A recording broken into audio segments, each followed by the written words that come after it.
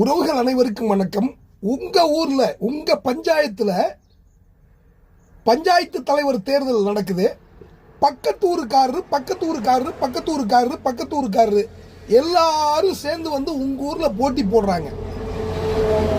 உங்க ஊருக்காரரும் ஒருத்தர் போட்டி போடுவாரு. நீங்க யாரை தேர்ந்தெடுப்பீங்க?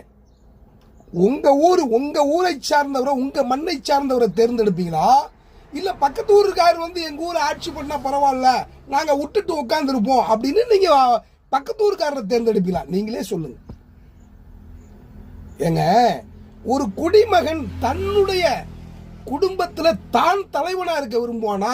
இல்லைங்க, பக்கத்து வீட்டுக்காரர் நல்லவருங்க, எழுத்த வீட்டுக்காரர் ரொம்ப நல்லவருங்க, உண்மையும் உத்தமமா எங்களுடைய கஷ்ட காலத்துல அவர் தாங்க எனக்கு துணையா இருந்தாரு, அதனால பக்கத்து வீட்டுக்காரர் வந்து நம்ம வீட்டை கொஞ்ச நாளைக்கு ஆண்டுட்டு போட்டுங்க அப்படின்னு யாராவது ஒரு குடும்பஸ்தன், ஒரு மானஸ்தன் தன்னுடைய குடும்ப தலைவனாக பக்கத்து வீட்டுக்காரரை ஏத்துக்குவாங்களா? நிச்சயமா மாட்டாங்க. அப்படி இருக்கும் பொழுது நம்ம வந்து முதல்வர் விஜயை வந்து 100% மாற்றத்திற்கான முதல்வர் அப்படின்னு சொல்லிட்டு மலை போல நம்பி தேர்ந்தெடுத்தோம். அவர் உடனே இந்த நாட்டை சிங்கப்பூர் ஆக்க வேண்டாம், சொன்ன வாக்குறுதிகள் அனைத்தையும் அவர் நிறைவேற்றவே வேண்டாங்க. 5 ஆண்டுகள் நிறைவேற்ற வேண்டாம், அதுல எனக்கு உடன்பாடு இல்லை. இலவசமே கொடுக்க வேண்டாம். ஆனால் ஒரு வார்த்தையில, ஒரு சிந்தனையில, ஒரு செயல்ல உடனடியாக கொடுக்கக்கூடிய மாற்றத்தை கூட செய்யல அப்படின்னு சொன்னா இவ்வளவு எதிர்ப்புகள் வருது. அப்பயும் அதை மாத்திக்கலன்னு சொன்னா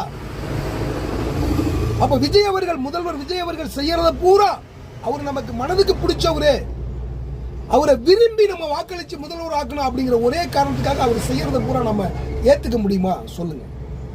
என்ன செஞ்சிருக்காருன்னு கேட்டீங்கன்னா, அவர் கர்நாடகாக்காரன்னு சொல்றாங்க அல்லது ஆந்திராக்காரன்னு சொல்றாங்க, யாரா இருக்கட்டும், இந்த தமிழ்நாட்டில் தமிழ் கலாச்சாரம், பண்பாடு, இலக்கியம், இந்த தமிழகத்தினுடைய வரலாறு, புவியியல், இந்த கடல் வளம், மலை வளம், மக்கள் வளம், எல்லாத்தையும், இயற்கை வளம் எல்லாத்தையும் தெரிஞ்ச ஒருவர் தமிழ்நாட்டுடைய பிரதிநிதியா டெல்லிக்கு போகணும்.